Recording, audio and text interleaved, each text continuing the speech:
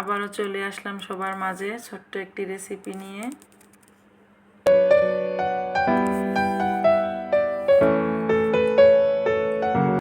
জানেন তো, এই জগৎটা না এরকম, আপনি যখন একটু ভালো থাকবেন, ভালো খাবেন, ভালো পড়বেন, আপনার অবস্থানটা একটু উপরের লেভেলে উঠবে, তখন না আপনার প্রিয় মানুষগুলো, আপনার কাছের যারা, তারাই আপনাকে নিয়ে হিংসা করবে।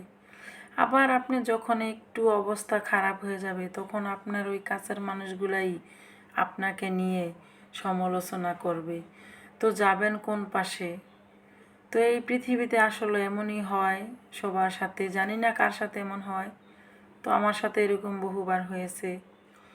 তো মনে করি যে আমি এটা সব সময় মনে করি যে এটা তাদের কালচার, যারা এই ধরনের মন্তব্য করে, আমার তাতে কিচ্ছু যায় আসে না।